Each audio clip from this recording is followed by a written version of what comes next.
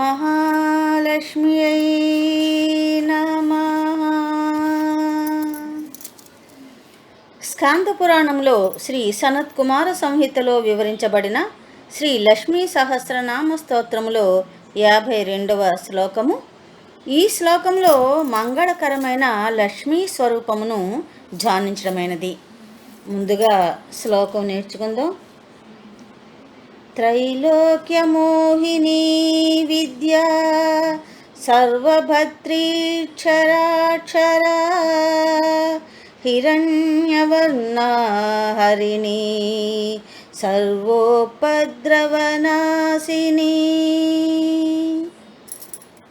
జగన్మాత త్రైలోక్య మోహిని, ముల్లోకాలను భ్రమింపచేస్తోంది ఆ తల్లి తన మాయాస్వరూపంతో.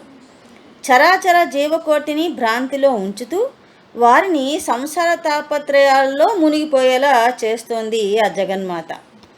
వారి వారి పూర్వజన్మల పుణ్యఫలము వల్ల తానే మరలా వారి యొక్క మాయామోహాలు తొలగించి వారిని ముక్తి పదం వైపు నడిపిస్తోంది. ఇంకా ఆ తల్లి విద్యాస్వరూపిణి, వాగ్దేవి, వాక్రూపిణి అయిన ఆ తల్లి జ్ఞానరూపిణి అని ఇంతకుముందు మనం తెలుసుకుని ఉన్నాం కదా. అయితే వివేకం, విచక్షణ కలిగించేది ఏదైతే ఉంటుందో అదే విద్య. అంతేకాని లౌకికమైన భౌతికమైన అవసరాలు తీర్చుకోవడానికి మనం నేర్చుకుంటున్నటువంటి చదువులను విద్యగా భావించరాదు. అవి ఉపాధి కోసం మాత్రమే ఉపయోగపడతాయి. కానీ శాశ్వతమైన బ్రహ్మానందాన్ని ఇచ్చే బ్రహ్మ విద్య ఏదైతే ఉందో అదే అసలైనటువంటి విద్య. ఆ విద్యా స్వరూపిణి ఆ జగన్మాత. ఇక సర్వభద్రిగా ఆరాధించబడుతున్న తల్లి. సర్వ జగత్తును భరించేది ఆవిడ, సృష్టించేది ఆవిడ, భరించేది ఆవిడ. అనగా తన సృష్టిని అంతటికీ తగిన పోషకత్వాన్ని ఆ తల్లి ప్రకృతి రూపంగా అమర్చి ఉంది. ప్రకృతిలోని సహజ వనరులన్నీ ఫలాపేక్ష లేకుండా, ఉదాహరణకి మనం జల వనరులు మనం తీసుకున్న వృక్షాలు, గాలి, వెలుగు, ఇవన్నీ చివరికి చీకటి కూడా జీవకోటికి ఉపకార నిమిత్తము రూపొందించబడినవే. ఆ తల్లికి తాను సృష్టించిన జీవకోటి అంతా సమానమే. కానీ మానవులకు బుద్ధి అనే ఒక ప్రత్యేక వరాన్ని ఇచ్చింది. అది సక్రమంగా మనం వినియోగించినప్పుడు ఆ తల్లి యొక్క అనుగ్రహం మనకి దక్కుతుంది. లేకపోతే ఆ సర్వభద్రిగా ఉన్నటువంటి జగన్మాతే సర్వభక్షిణిగా లయం చేస్తుంది. ఇక క్షరాక్షర అని ఈ శ్లోకంలో అమ్మవారు వర్ణించబడింది. క్షరము అంటే నశించే లక్షణము కలిగి ఉన్నది, అక్షరము అంటే నశించనిది. సాధారణంగా అక్షరాలను అన్నింటినీ, అనగా వర్ణమాలలోని వాటిని అన్నింటినీ అక్షరాలు అంటాం కదా. అవి నాశనము లేనటువంటివి. వాటి రూపంగా అందింపబడిన విద్యలు, అవి బీజాక్షరాలుగా మారి రూపొందింపబడిన మంత్రాలు ఎప్పటికీ నాశనము లేనటువంటివి. అవి అందించే జ్ఞానం కూడా నశించేటువంటి తత్వం లేనిది. అలాగే క్షరమును ప్రకృతి రూపంగా, అక్షరమును పరమాత్మ రూపంగా అర్థం చేసుకుంటే ఈ ప్రకృతి అంతా పరిణామశీలంగా మార్పుకు లోనవుతూ ఉంటుంది. చివరికి పరాశక్తిలో లీనమైపోతుంది కదా. కానీ పరమాత్మ స్వరూపం ఎన్నటికీ నాశన గుణము లేనటువంటిది. ఇంకా చెప్పాలి అంటే ఈ శరీరము క్షరము, పుట్టడము, పెరగడము, వృద్ధాప్యం, మరణం, ఇలా అనేక దశలు కలిగి ఉండి చివరికి నశించే స్వభావం కల పాంచభౌతిక నిర్మాణమైనటువంటిది. కానీ జీవుని లోపల ఉన్న ఆత్మ అక్షరము, అనగా నశించినది. భగవద్గీతలో కృష్ణ పరమాత్మ చెప్పింది ఇదే కదా. నాశనం లేనిది, సర్వత్రా ఉన్నటువంటిది ఆ బ్రహ్మము. ప్రకృతి సంబంధమైన స్వభావాలే ఆధ్యాత్మము, భూతత్వమైనటువంటిదే కర్మము. వేదవేత్తలు దేనిని నాశనం లేనిగా చెబుతున్నారో ఆ నిష్కామములైనటువంటిది, ఆ ముక్తులందరూ కూడా, జ్ఞానులందరూ కూడా దేన్ని కాంక్షిస్తున్నారో ఆ స్వరూపాన్ని భగవంతునిగా భావించాలని అలా కృష్ణ పరమాత్మ భగవద్గీతలో ప్రబోధించడం జరిగింది. అలా ఆ జగన్మాత అక్షరాక్షర రూపిణి అంటే అక్షర పరబ్రహ్మ రూపంగా భాషిస్తున్నటువంటిది ఆ జగన్మాత. ఇక శ్రీ సూక్తంలో హిరణ్యవర్ణ హరిణి అని జగన్మాత స్తుతించబడింది కదా. ఈ శ్లోకంలో కూడా అమ్మవారిని హిరణ్యవర్ణ అని హరిణి అని చెప్పడం జరిగింది. హిరణ్యవర్ణ అనగా బంగారు రంగుతో శోభిల్లేటువంటిది అని భావము. సూర్యభగవాన్లోని తేజస్సు ఆ తల్లిలో ప్రకాశించుతుందని ఇంతకుముందు తెలుసుకుని ఉన్నాం. ఆ సూర్యకిరణాల రూపంగా అంటే ఒక ప్రాణశక్తిగా బంగారు రంగుతో ఆ తల్లి దర్శనమిస్తుంది. అలాగే అగ్ని తేజస్సు కూడా హిరణ్యవర్ణంలో ఉంటుంది. అలా కూడా ఆ తల్లి అగ్ని రూపిణిగా బంగారు తేజస్సుతో ఉంది అని భావం. అలా సూర్య అగ్ని తేజస్సుతో శోభిల్లే ఆ తల్లి హిరణ్యవర్ణ అనగా పసుపు ఎరుపు మిశ్రమ కాంతివంతమైనటువంటి రూపము ఆ తల్లిది. అంతేకాదు ఆ తల్లి అనుగ్రహము కూడా అంతే శోభాయమానంగా ఉంటుంది. సాధకులకు మోక్ష రూపిణిగా ఆ తల్లి దర్శనమిస్తుంది. అలా దివ్యమైన తేజస్సుతో ప్రకాశించేటువంటి జగన్మాత హిరణ్యవర్ణ. అంతేకాదు ఆ తల్లి గర్భము హిరణ్య స్వరూపమని, ఆ తల్లి గర్భమందు బీజ మంత్రాక్షరాలన్నీ ఉన్నాయి కాబట్టి హిరణ్య గర్భాన్ని వ్యవహరించబడుతోందని వాయు పురాణంలో చెప్పబడింది. ఇక ఆ తల్లే హరిణి. హరిణి అనగా హరించేటువంటిది, నశింపచేసేది, లయం చేసేది అని అర్థం. ఉపాసకులలో ఉన్న అజ్ఞానాన్ని తొలగించి వారికి జ్ఞానాన్ని ప్రసాదించేది, అంధకారాన్ని తొలగించి వెలుగు రేఖలను ఇచ్చేటువంటిది ఆ తల్లి. తనను ఆశ్రయించిన వారిని పరమాత్మ చెంతకు చేర్చేది, వారికి కలిగే అవరోధాల రూపంగా ఉన్న సంసార తాపత్రయాలను హరించి వారిని తరింపచేసేది కూడా ఆ జగన్మాత. అలాగే మనలో ఉన్న అసురీ శక్తులను హరించి జ్ఞానాగ్నిని జ్వలింపచేసేది కదా ఆ జగన్మాత.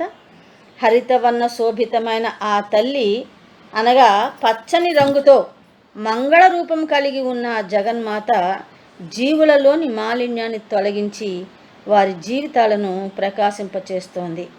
అలా ఆ తల్లి హరిణి అని స్తుతించబడింది. ఇక ఆ జగన్మాత సర్వోపద్రవనాశిని అని శ్లోకంలో ధ్యానించబడుతోంది. హఠాత్తుగా సంభవించే కష్టాలు నష్టాలు ఉపద్రవాలు అంటారు. ప్రతి వ్యక్తికి అనుకోకుండా వచ్చేటువంటి అనారోగ్యము లేదా ప్రమాదాలు, ఆకస్మిక మరణాలు, ఇలాంటి వాటన్నిటినీ కూడా ఉపద్రవాలు అంటారు. అలాగే సర్వజీవులలో అనూహ్యంగా ప్రబలిపోతున్నటువంటి హింసా ప్రవృత్తి, ఇంకా ఈ ప్రకృతి పరంగా సంభవించే అంతుపట్టని వ్యాధులు, ఉప్పెనలు, తుఫాన్లు, వరదలు, అలాగే దేశాల మధ్య వచ్చే యుద్ధాలు, దాడులు, ఇక ప్రభుత్వం యొక్క నిరంకుశ పాలన, ఇలా ఎన్నో ఉపద్రవాలను ఎదుర్కొనవలసి వస్తుంది మానవులు.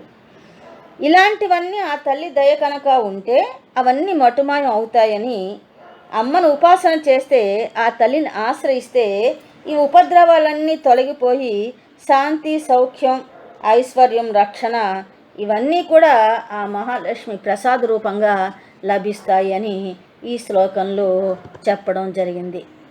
సర్వే జనా సుఖినో భవంతు. ఓం శ్రీ మహాలక్ష్మ్యై నమః. స్కాంద పురాణంలో శ్రీ సనత్కుమార సంహితలో వివరించబడిన శ్రీ లక్ష్మీ సహస్రనామ స్తోత్రములో 53వ శ్లోకము. ఈ శ్లోకములో అమ్మవారిని జ్యోతి స్వరూపముగా భావించి ఆ తల్లి యొక్క నివాస స్థానములను వివరించడమైనది. ముందుగా శ్లోకం నేర్చుకుందాం. కైవల్య పదవీ రేఖ సూర్యమండల సంస్థిత సోమమండల మధ్యస్థ వహ్నిమండల సంస్థిత. జగన్మాత కైవల్య ప్రదాయిని. కైవల్యం అంటే ముక్తి అని తెలుసు కదా.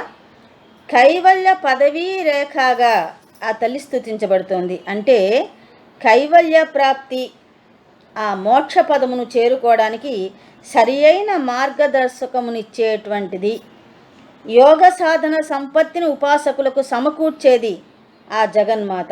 అలా కైవల్యాన్ని ప్రసాదించే మోక్ష రూపిణిగా ఆ తల్లి మనలో సహస్రారంలో రేఖా మాదిరిగా ప్రకాశించుతోందిగా భావించడమైనది.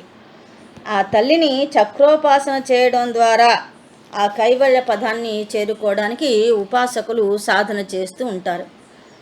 ఇంకా ఆ తల్లి మోక్షరూపిణిగా సూర్యమండలంలో, చంద్రమండలంలో, అగ్నిమండలంలో స్థిరమై ఉందని ఈ శ్లోకంలో చెప్పబడింది.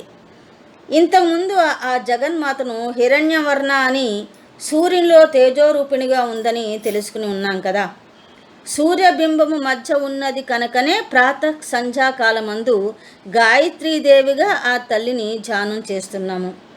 కూర్మ పురాణంలో హిమవంతుడు ఆ దేవిని స్తుతిస్తూ సకల వేద స్వరూపిణివి, తేజోరూపముగా సకల భువనాలను వ్యాపించినటువంటి దానివి అయిన లోకత్రయానికి కారణభూత జ్ఞాన ప్రదాతు అయిన ఓ తల్లి, నిన్ను సూర్యమండల మధ్యస్థగా భావించి ధ్యానిస్తున్నాను అని చెప్పి వర్ణించడం జరిగింది.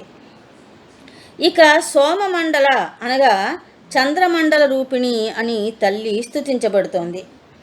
చంద్రుడు ఆహ్లాదానికి, ప్రసన్నతకు, చల్లదనానికి అతను ప్రతీకగా నిలుస్తున్నాడు. సాయం సంధ్యావందనమైన తర్వాత జగన్మాతను చంద్రమండల మధ్యగా భావించి ధ్యానిస్తూ ఉంటారు ఉపాసకులు. శివపురాణంలో శివుడు ఆ తల్లితో, నేను అగ్ని శిరస్సునందు, నీవు చంద్ర శిరస్సునందు ఉన్నాము, ఈ జగత్ అంతా ఈ రెండింటి కలయికతోనే వ్యాపించి ఉందని చెప్పినట్లు తెలుస్తుంది. ఇంకా ఆ తల్లి వహ్ని మండలంలో ప్రకాశించుతోంది. ఇక్కడ వహ్ని అనగా యజ్ఞముల యందు ప్రకాశించుతున్న చిదగ్నిగా మనం అర్థం చేసుకోవాలి. అలా యజ్ఞరూపిణి ఆ తల్లి. ఇంకా మన శరీరంలో మూలాధారం మరియు సహస్రారమందలి పరాకాశమందు ఆ తల్లి నివసించి ఉందని భావము. ఇంకా అగ్ని జ్ఞానానికి ప్రతీక. మనలో జ్ఞానరూపిణిగా కూడా ఆ తల్లి ప్రకాశించుతోందని మనం భావించాలి. ఇక ఈ జగన్మాత ఈ కాలచక్రంలో లేదా ఇక్కడ ఉండేటువంటి ఈ భూ భ్రమణంలో సూర్య చంద్ర అగ్ని మండలాలన్నీ కూడా 3 వలయాలుగా చెప్పబడుతూ అందులో ఆ తల్లి దర్శనమిస్తోంది. ఇంకా చెప్పాలి అంటే శ్రీచక్రంలో బిందు, త్రికోణ, అష్టదళ చక్రాలు అగ్ని వలె ప్రకాశించుతూ ఉంటాయి. అది జ్ఞానాగ్ని. అందరూ దర్శించలేరు, సాధన చేయగా చేయగా దర్శించగలుగుతారు. దీనినే అగ్నిఖండం అంటారు. ఇక దశార యుగ్నము అనగా సూర్యఖండమని, చతురస్రారము అనగా షోడశదళ పద్మచక్రములు, ఈ రెండింటినీ కలిపి చంద్రఖండమని, శ్రీచక్రం గురించి, నవావరణ స్వరూపం గురించి తెలిసిన వారు దీన్ని బాగా అర్థం చేసుకోగలుగుతూ ఉంటారు. అలా ఆ తల్లి చక్రికగా ఇక్కడ పిలువబడుతూ వచ్చింది. ఈ రకమైనటువంటి ఈ మండలాలన్నింటిలోనూ కూడా ఆ తల్లి నివాస స్థానం కింద భావించబడుతూ వచ్చింది. ఇక మనలో కూడా షట్చక్రాలలో ఈ 3 మండలాలు అంటే ఈ సూర్య చంద్ర అగ్ని మండలాలు ఈ 3 కూడా ఉన్నాయి కదా. యోగ సాధన ద్వారానే వీటిని దర్శించగలుగుతాము. మూలాధారం నుంచి సహస్రారం వరకు ప్రాణశక్తిని నడిపించే క్రమంలో సాధకులు జగన్మాత దర్శించగలుగుతూ ఉంటారు. అలాగే అనాహత చక్రమును నివాస సాధనంగా చేసుకున్నటువంటి ఆ తల్లిని హృదయ మధ్యంలో నిలిపి యోగులు దర్శించి తరిస్తారు. అలా ఆ తల్లి ఈ 3 మండలాల్లోనూ కూడా అంటే సూర్యమండల, సోమమండల, వహ్ని మండల సంస్థితగా భావించబడుతూ వచ్చింది. ఇక మన శరీరాన్ని గనక మనం ధ్యానం చేస్తే, అంతర్ముఖులై చూస్తే, దృష్టికి బుద్ధికి తేజస్సుకు అధిపతి అయినటువంటి సూర్య రూపంలో, మనస్సుకు సంకేతమైనటువంటి చంద్ర రూపంలో, అదే జ్ఞానానికి వాక్కుకి సంకేతమైనటువంటి అగ్ని రూపంలో కూడా మన శరీరంలో అంతర్భూతంగా జగన్మాత ప్రకాశిస్తూ ఉంటుంది. యోగులు మంత్ర సాధన ద్వారా లేదా జపం ద్వారా ఆ తల్లిని అలా దర్శిస్తారు. ఇలా ప్రత్యక్ష జ్యోతి స్వరూపముగా దర్శించబడే అంటే సూర్యునిలోను, చంద్రునిలోను, అగ్నిలోను వ్యక్తమవుతున్నటువంటి ఆ తల్లి మనం చాలా పవిత్రంగా వెలిగించేటువంటి దీప రూపంలోనూ కూడా ప్రకాశించుతూ ఉంటుంది. అందుకే మన యొక్క సంస్కృతిలో ఉదయ సాయం సమయాల్లో దీపం వెలిగించడం అనేటువంటి దాన్ని ఒక మంచి సాంప్రదాయంగా పాటించడం జరుగుతూ వచ్చింది. అలా ఆ తల్లి ఈ సూర్యమండలంలోనూ, సోమమండలంలోనూ, వహ్ని మండలంలోనూ స్థిర నివాసమై ఉండి ఉపాసకుల చేత దర్శించబడుతోంది అని ఈ శ్లోకం యొక్క భావము. అదే ముక్తి మార్గానికి దోవ చూపెట్టేటువంటి విధంగా ఆ తల్లి అనుగ్రహిస్తోందని కూడా ఉపాసకులు భావించి ఆ తల్లిని ఆరాధిస్తూ ఉంటారు. సర్వే జనా సుఖినో భవంతు. ఓం శ్రీ మహాలక్ష్మ్యై నమః. స్కాంద పురాణములో శ్రీ సనత్కుమార సంహితలో వివరించబడిన శ్రీ లక్ష్మీ సహస్రనామ స్తోత్రంలో 54వ శ్లోకము. ఈ శ్లోకములో కూడా అమ్మవారి యొక్క స్థాన నిరూపణ తెలియచేయడమైనది. ముందుగా శ్లోకం నేర్చుకుందాం. వాయుమండల మధ్యస్థ వ్యోమమండల సంస్థిత చక్రికా చక్రమధ్యస్థ చక్రమార్గ ప్రవర్తిని. ఇంతకుముందు శ్లోకంలో జగన్మాతను సూర్య చంద్ర అగ్ని మండల మధ్యస్థగా స్తుతించాం కదా. ఇక ఈ శ్లోకంలో వాయుమండల రూపిణిగా ఆ తల్లిని దర్శించడమైనది. ఈ జగత్తు అంతా వాయుమండలముగా భావించి ధ్యానించడం జరుగుతుంది. వాస్తవానికి ప్రకృతి యందు ఉన్న ఆ తల్లి చైతన్యమును ఇలా దర్శించడం అనేటువంటిది యోగా సాధకులు తమ మంత్రబలంతో ధ్యాన బలంతో చేస్తారు. మనలో ఉన్న వాయువు, అదే శ్వాస, ప్రాణరూపిణిగా ఆ తల్లి వాయు రూపంగా నెలకొని ఉంది కదా. పంచప్రాణ స్వరూపిణి ఆ తల్లి. ఈ పంచప్రాణాలు శరీరంలో ఒక్కొక్క భాగానికి లేదా ఒక్కొక్క మండలానికి సంబంధించినవని ఇంతకు ముందు శ్లోకంలో మనం చెప్పుకుని ఉన్నాం. అలాగే జగన్మాత వ్యోమ మండల సంస్థితిగా కూడా స్తుతించబడుతుంది. వ్యోమము అనగా అంతటా, అంటే ఆకాశం అంతటా వ్యాపించి ఉన్నది అని భావం. ఆకాశము అనంతమైనది కదా, దానికి పరిమితులు లేవు. అలా అనంతమైన ఆకాశ రూపంలో వ్యక్తమవుతోంది ఆ తల్లి. మన శరీరంలో దహారాకాశం అంటాం. హృదయ స్థానంలో ఉన్న అనాహత పద్మం అని ఆకాశ రూపంగా భావించబడుతున్నటువంటి దానిలో అమ్మను దర్శించుతారు పరమయోగులు. ఈ దహారాకాశ రూపిణైనటువంటి జగన్మాతను ఒక జ్యోతి స్వరూపంగా సాధకులు దర్శించడం జరుగుతుంది. అంతేకాదు ఆ జగన్మాత ఆకాశభూతమందు, అంటే పంచభూతాలలో మధ్యగా ఉండేటువంటి స్థితిలో ఆకాశ రూపంలో, వ్యోమ రూపంలో సంస్థితై ఉందని చెప్పి ఈ శ్లోకంలో చెప్పబడింది.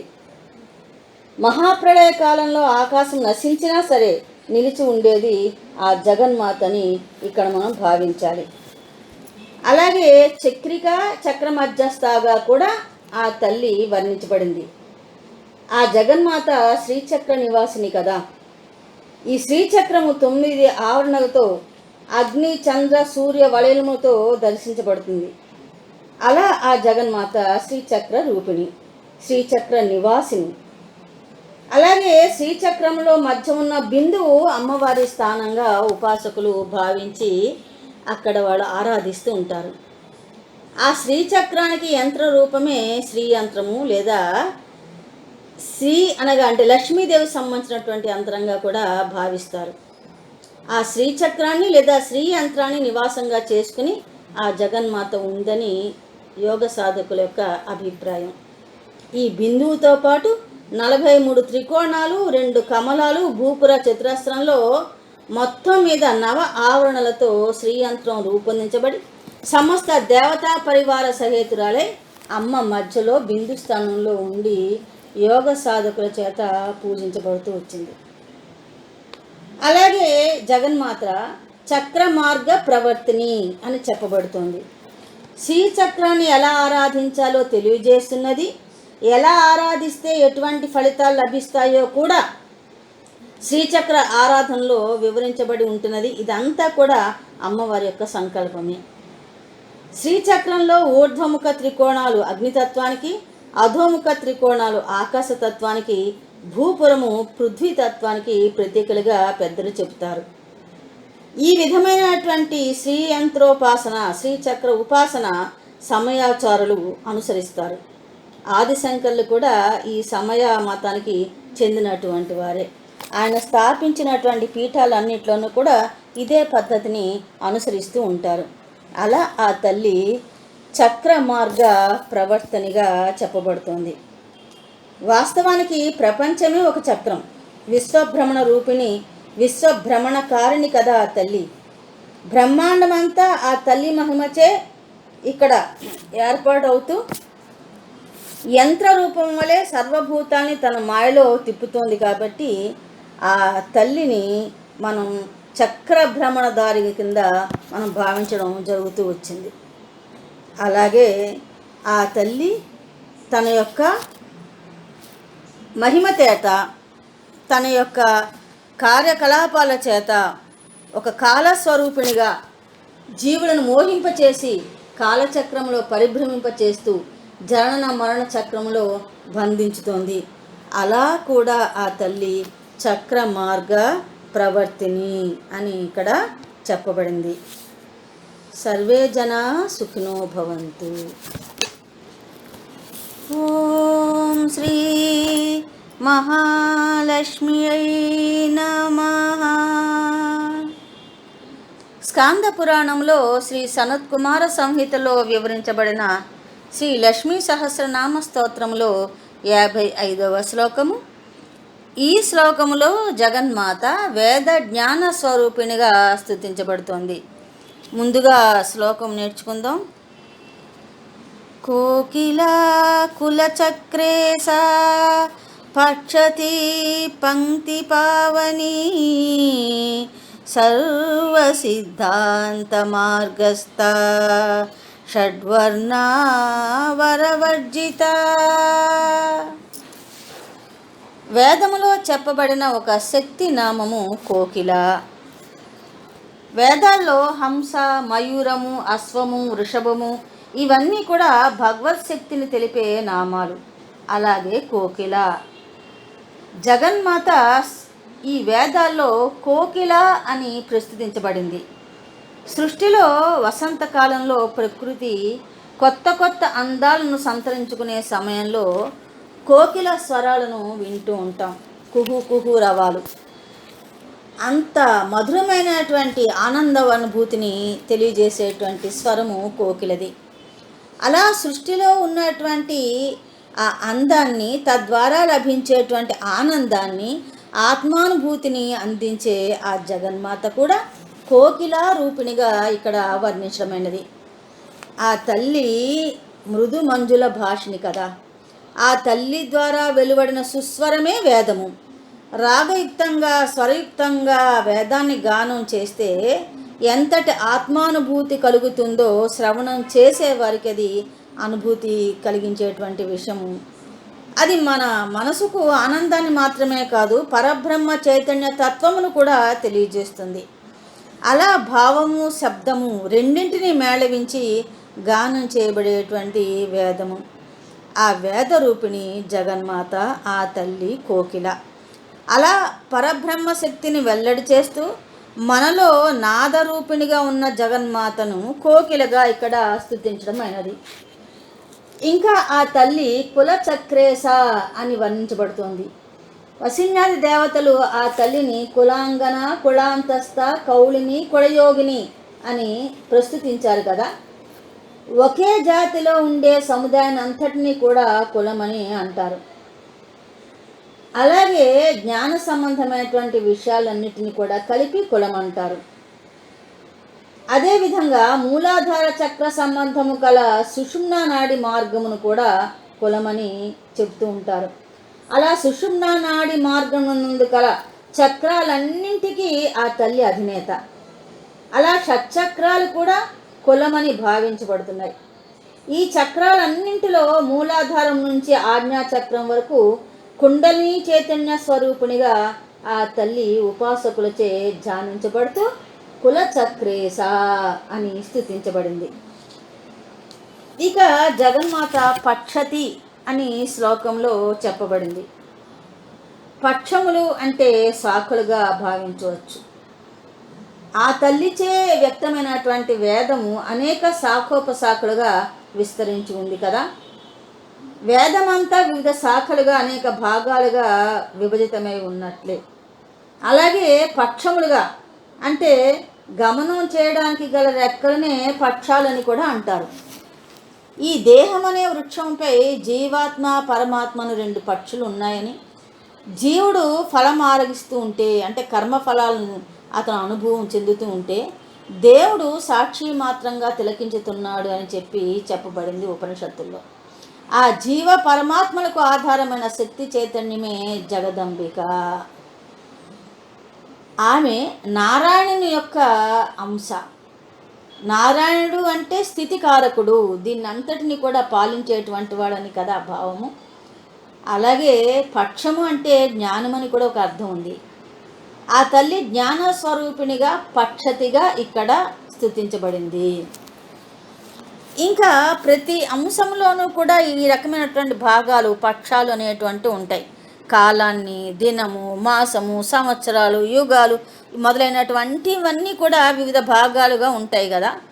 అలా వాటన్నింటిలోనూ ఆమె చైతన్య రూపంగా ఉంది కాబట్టి పక్షతి అని ధ్యానించబడుతోంది. ఇంకా ఆ తల్లి పంక్తి పావని. పంక్తి అంటే ఒక వరుసని అర్థం కదా. తమ తపశక్తి వల్ల పరమాత్మ తత్వమును వేద రూపంగా శ్రవణం చేసి దర్శించి లోకానికి తెలియజెప్పినటువంటి జ్ఞాన స్వరూపులు మహర్షుల రూపంలో ఉన్నది ఆ తల్లి.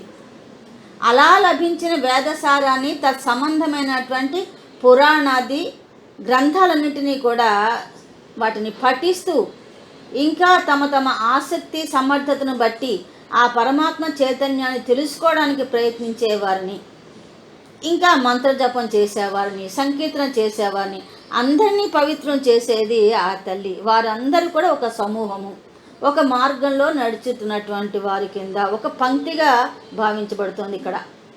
అలా పంక్తి పావనిగా ఆ తల్లి స్తుతించబడింది. అందుకే సాధుజన సాంగత్యము మనం తరింప చేస్తుందని పెద్దలు అంటారు కదా. ఇక అక్షరముల వరస, మంత్రముల వరస, ఇంకా దీపముల వరస, ఇలా అన్నింటిలోనూ కూడా అన్ని పంక్తులలోనూ అన్ని వరుసల్లోనూ ప్రకాశించేటువంటి ఆ తల్లి పంక్తి పావని. అలాగే జగన్మాత సర్వసిద్ధాంత మార్గస్థ అని వర్ణించబడింది. జ్ఞానాన్ని విపులంగా తెలియజేసేది దేన్నైనా సరే తత్సంబంధమైనటువంటి దాని సిద్ధాంతం అని, దాన్ని ఆచరించదగినటువంటి పద్ధతులను మార్గాలని చెప్తూ ఉంటాం కదా. అయితే ఈ సిద్ధాంతం అనేది వితండవాదంగా కాకుండా, తర్కం కోసం అనేటువంటిది కాకుండా శాస్త్రబద్ధమైనటువంటి హేతుబద్ధమైనటువంటి అయితేనే అది శాశ్వతంగా నిర్వహిస్తూ ఉంటాయి. అలా పరబ్రహ్మ చైతన్యాన్ని తెలియజేసేటువంటివి తత్సంబంధ ఆరాధన పద్ధతులు తెలియజెప్పేవి అయిన అనేక సిద్ధాంతాలు మార్గాలు లోకంలో ఉన్నాయి. మనందరికీ తెలిసినటువంటి నవవిధ భక్తి మార్గాలు ఒకసారి మనం ఇక్కడ ధ్యానం చేసుకోవచ్చు. ఎవరి బుద్ధి సామర్థ్యాన్ని బట్టి, ఆసక్తి, నమ్మకము, విశ్వాసాన్ని బట్టి వేదాలు అనేక మార్గాలను, సిద్ధాంతాలను తెలియజేశాయి. ఏ సిద్ధాంతాన్ని అనుసరించినా అన్నిటికీ ఒకటే గమ్యము, ఆ తల్లి సన్నిధి. అన్ని మార్గాల్లోనూ అన్ని పద్ధతుల్లోనూ ఆ తల్లి స్వరూపమే వర్ణించబడుతూ వచ్చింది. అది నారాయణ అనుకున్నా, నారాయణి అనుకున్నా, శివ అనుకున్నా, శివాని అనుకున్నా, అదేవిధంగా పార్వతి అనుకున్నా, మహాలక్ష్మి అనుకున్నా సరే అంతా కూడా ఈశ్వర చైతన్యమే. ధర్మ మార్గాన శాస్త్ర సిద్ధాంతం అనుసరించి చేసే ఏ ప్రయత్నమైనా ఆ తల్లికి మనల్ని దగ్గర చేరుస్తుంది. జీవుడు పరమాత్మకు సంబంధించిన ద్వైత సిద్ధాంతము, విశిష్టాద్వైత సిద్ధాంతము, అద్వైత మార్గము, ఇలాంటి వాటన్నిటినీ గురించి కూడా మనం తెలుసుకుని ఉన్నాం కదా. ఇంకా ఆ తల్లి షట్వర్ణ అని స్తుతించబడింది. ఆ తల్లి మంత్రరూపిణి అని, మంత్రము ఆ తల్లి యొక్క సూక్ష్మ శరీరము అని ఇంతకుముందు తెలుసుకున్నాం. మనలో ఉన్న షట్చక్రాల రూపంగా ఆ తల్లి ఉంది. అదేవిధంగా షడంగ విద్యాస్వరూపిణి, షడంగ దేవతలచే ఆరాధించబడుతున్నటువంటి ఆ తల్లి అని అనుకుంటూ షడ్వర్ణ అని ఇక్కడ చెప్పబడింది. అలాగే అవరవర్జిత అనగా దోషవర్జిత.